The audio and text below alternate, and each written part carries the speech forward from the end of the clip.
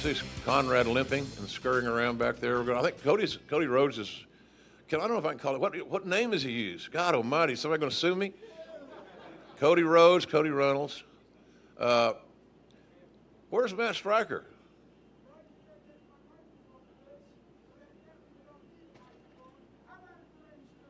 I was going to see while we wait on Cody to arrive, which I was going to see if we do some Q&As. Well, so I got a question for you. All right. All right. So you have seen arguably some of the greatest NWA World Heavyweight Championship titles change hands. Where does last night rank in your memory? Well, because Cody's dad and knowing he was watching, I could feel that. You guys knew him, you'd feel it too. There ain't no country song here. I ain't Toby Keith. I felt it. The whole build. I felt it for weeks. So I understand how Dusty would have perceived this whole event, how proud he would have been of everybody involved. It was really significant. It's funny that I'm going to tell you that probably the two most memorable NWA title defenses and changes for me both happened in Chicagoland, ironically. 89, Flair and Steamboat, UIC Pavilion. Pretty good match, by the way. Pretty good match. They only had 3 of them that year that were, I don't know how many stars they got, but probably 80 and a half. I like those stars that Dave does. He says, I'll give that match 4 1/4 star. What they do to screw up that 1/4? I mean, did they miss a flip? But the Flair and Steamboat was magical, Matt. And last night, because of the crowd, and so many of you were there, that was something you wanted to see. You were all emotionally invested in the match. And they used the NWA title as it should be used, as a standard bearer, but they made the angle personal. Personal doesn't always have to be, I'm mad at you and you're mad at me, so I'm gonna dog cuss you dog. That's one way of doing it, and it happens and it works. But being personal is like Cody had a mantra, he had a mission. His dad's legacy, the fact to be this NWA champion, was a personal deal. That became a personal issue. And I'll say this very day, guys, I might be wrong, I think there are too many titles in wrestling. I think they've been watered down a great deal. And he agrees. Smart young man. And that personal issues are what draws the money. When we care about somebody strongly enough that we feel they're in jeopardy, that they're going to get hurt, they're going to get disappointed, then it means something. It means a whole lot more. So, all right, you want to take some questions from the crowd as we wait for absolutely. our next guest? Hell Throw yeah. your hand up, and I'll come and find you. All right, that's not necessarily throwing it up. It's kind of just doing that. You're going to have to do better than that. High up there. All right, what's your name, where are you from, and what's your question? Ryan from New Orleans. What do you think Vince's reaction is going to be when he finds out about Jericho popping up last night? I don't expect him to have any reaction. I mean, he's a good no-seller. And quite frankly, he's got a lot of fish to fry these days, with everything they're doing. He's competitive, maybe a lot of fire, I don't know. But I don't think it's going to be anything near the magnanimous reaction that some people believe it could be. The veins popping out, red face, Yosemite Sam. I don't think that's going to happen. All right. Look, he's got. Did you see what that stock was trading for last week? Yeah, it's up to almost 90. I don't think he really gives a shit about all that. Do you still have your stock options at 9? Yeah, Well, you maybe. do. All right. What's your name, where are you from, and what's your question? Hey, I'm Tyler from Northern California. First, I want to say last night was amazing. I think we all had an amazing time there. It was so much fun. And at the end, Cody and everybody was letting us know that we were part of the reason why this happened, the people in the auditorium were the people that it happened. Something in the back of my mind, though, makes me feel like the show was cut short in favor of the people watching at home and not the people that were there. And I don't know if anybody else felt that way or if you have any feeling about that. So you thought 4 hours is not long enough?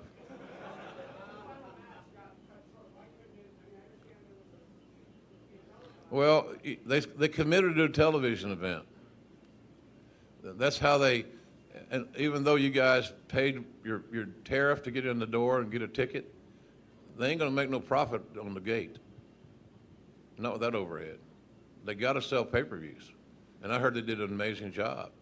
I think the fight app people are ecstatic. They can't believe how much over the event delivered. So it looks like there's going to be something on that side, which is what they had to have. They took on a whole new event, and they made a whole new event, and now they've got the pattern laid to do this once a year.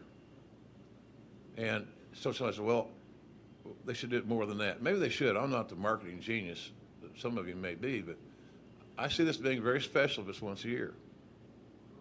I can see them refining it, enlarging it, tweaking it, all the things, facility-wise. There's a whole learning experience. But it was a great experiment. So I loved it. I think it's a once-a-year deal. But I can understand that. I can feel that. The last match was cut from 28 minutes to 12. And that's because some guys before them were trying to get their own shit in, and they went over. And it's not funny, really, because all they did was rob the main events and the other matches later on of time. And those matches are in those spots for a reason. I just found that to be selfish and not professional. So better they work for these guys than work for me, because I get crotchety. What are you thinking? All right, next question comes from over here. Please stand up.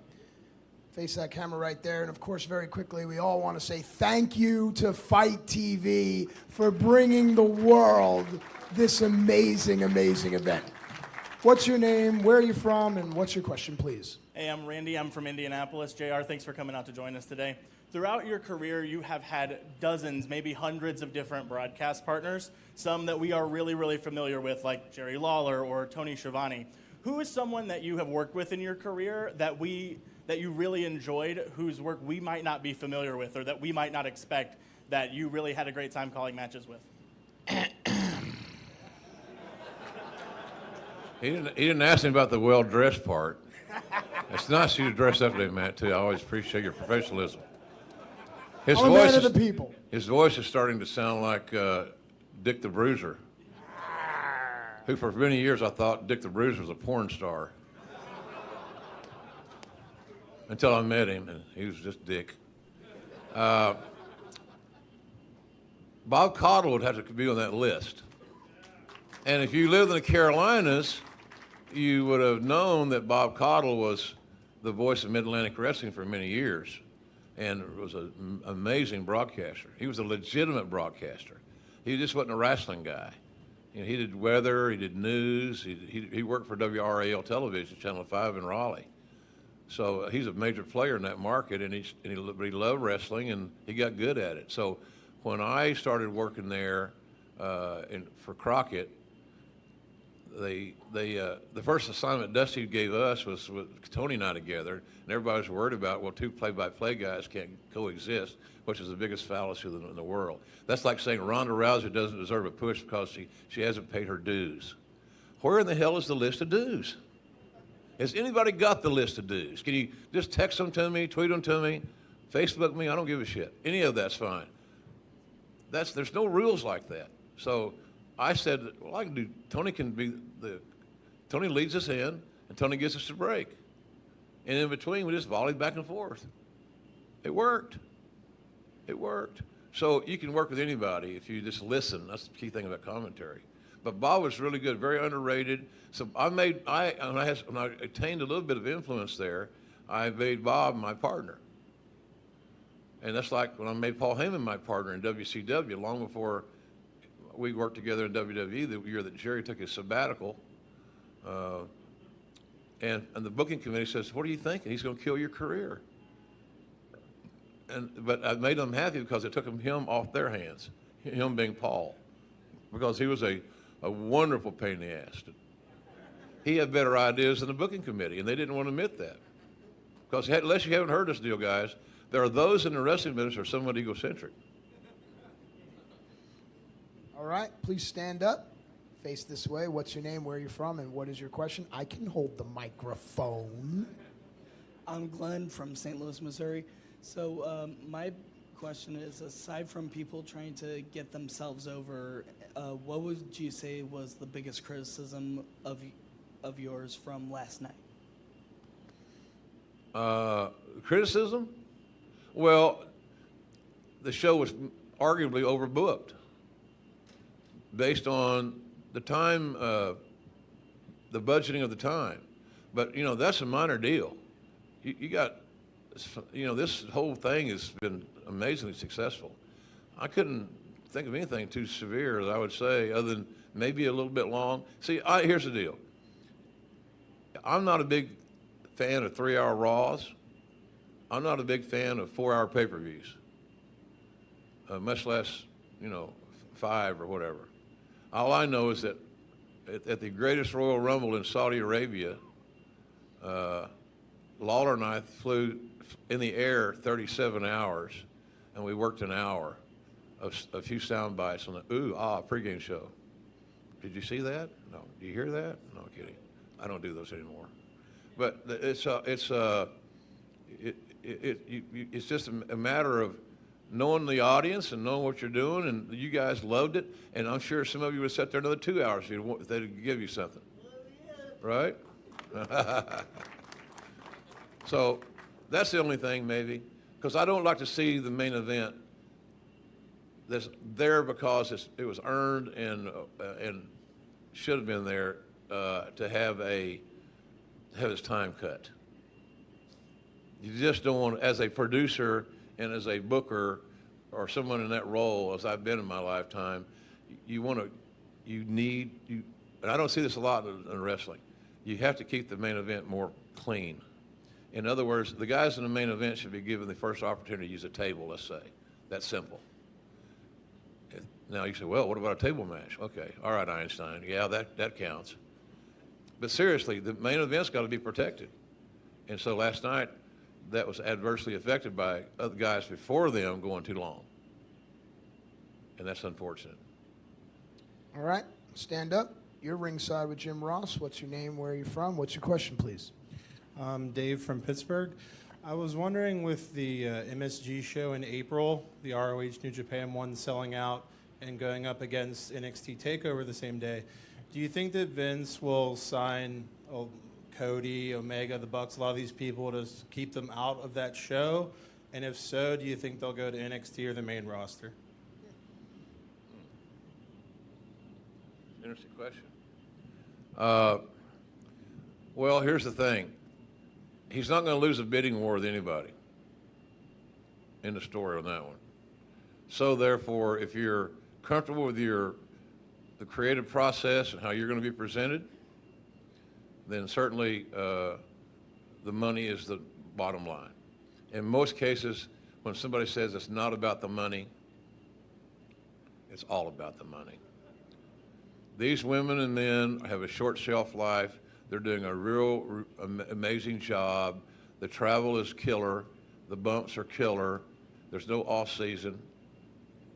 And I don't know, quite frankly, how much an off season would do some of these guys. I've been around guys that their wives are telling me he's better off when he's not home. He wants to be on the road. So when he's home, he's actually mentally on the road. I said, well, I can fix that. I can get him with all the frequent flyer miles he needs. So I don't know. I'm trying to think that I had another illustration. I'll come back to him here in a minute. All right, you ready for the next question? Okay, you're ringside with Jim Ross. What's your name? Where are you from? What's your question? Thank you, Jim, for coming to Chicago. My name is Jake, and I'm from born and raised in Chicago, Illinois. I really loved your autobiography. Thank you. That was released last year. So my couple questions here. What do you believe was the hardest part in the hardest aspect in writing your autobiography, and do you have any updates on part 2? Yeah, well, thank you for liking it. That book has been on the number 1 in Amazon in the category for 18 months. It's amazing, yeah. And the quick story on that deal, my wife Jan got killed on March 23rd, 2017. And Paul O'Brien and I were just finishing the book, and this is after losing my first writing partner, Scott Williams. And then Jan gets killed, about 30 seconds from our garage, and man, I lost a lot of steam. But she was such a driving force in writing the book, being honest. I never talked about my prescription medication issues to anybody. And it was something we talked about, because we thought, well, people can see you're human. They can see sometimes you can get knocked down to a knee. Now, God, I've been knocked down. My knees are so scraped and scar tissued up. I've been knocked down a lot. But here's the other issue. I got right back up, just like that. And we can all do that to that degree. Mentally, spiritually, physically, whatever it may be, get back up, right? But the book was the hardest part of the book. Well, first of all, my dad told me when I was going to quit the 9th grade football team and just play on the varsity, because I thought I was a big stud at Westville, Oklahoma High School, where I graduated with 60 kids. It's like Mayberry. That I said, I want to quit the 9th grade team just to play on the varsity, because I thought I had this, NFL career looming.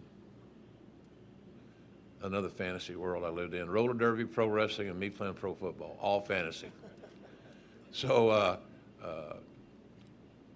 my dad said, well, if you're going to quit the 9th grade team, your buddies you rode the school bus with, have been standing these sleepovers, all these are your pals, then you're not going to play varsity football, because, son, here's the deal. And I'll tell you guys this, if you don't remember anything else today, there's 2 things I want to leave you with here today, and I'm not quite done, but one is quitting is the easiest thing in the world to get good at. Really is. Quitting is the easiest thing in the world to get good at. And so I remember that. And I snapped out of my feel sorry for myself mode, and I became a man again, or an adult again, and dropped a set and finished the book. But the hardest part is the audio book was the hardest part. I just, and instead of just reading the words that we wrote, I was seeing these scenes. I saw these things.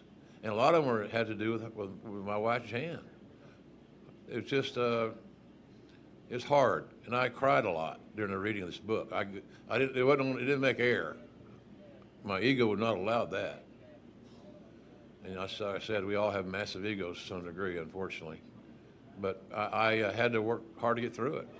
But now the audio book's been critically acclaimed. It's sold great. People like it. And the second book, we just signed a contract about a week or 10 days ago, something like that, with Paul O'Brien, who lives in Ireland. And he's extremely talented. The Blood Red Turns Daughter Green books are amazing. So we're planning. We're already off and running on this thing. We got it billboarded out chronologically from where I left WrestleMania with Rock Austin 1 forward. And then this coming forward, is going to have,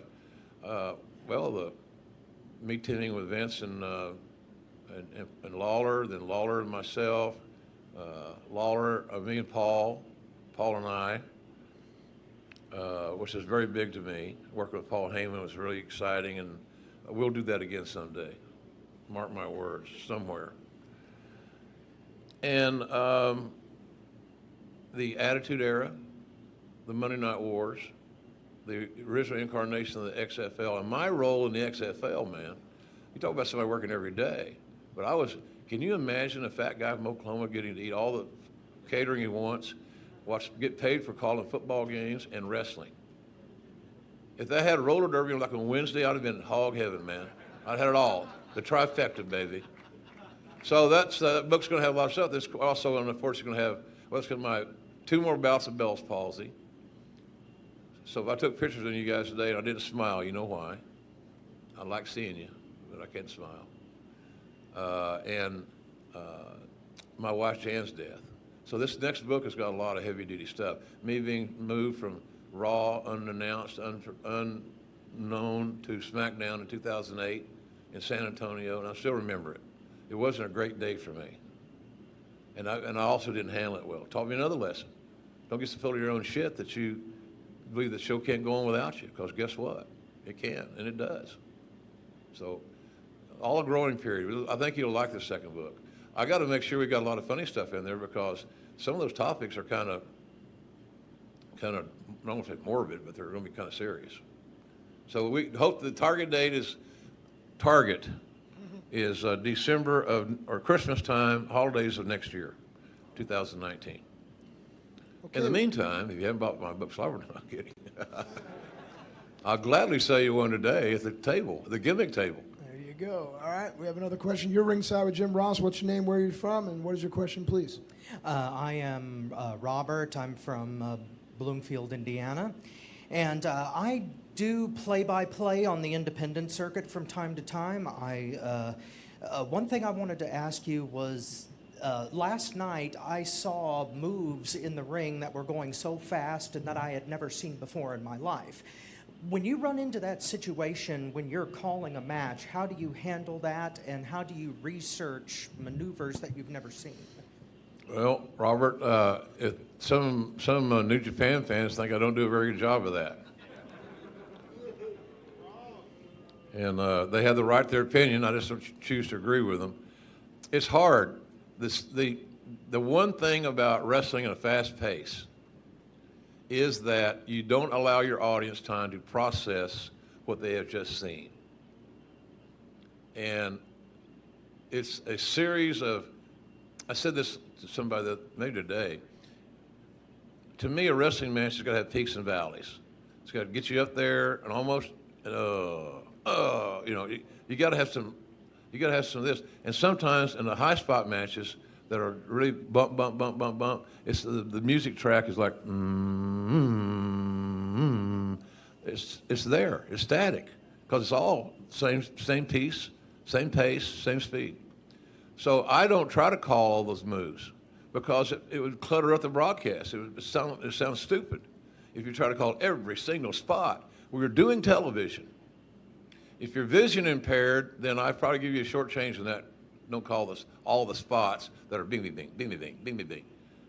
I'd rather hear the canvas, the turnbuckles, the ropes, the chops, the guttural reaction, and you, the fans, and what you respond to it. Because the one thing I did a podcast the other day with Don Callis, and he said the one thing he learned from me a long time ago was don't be embarrassed to lay out, and let your ambiance and the wrestler's ambiance tell the story.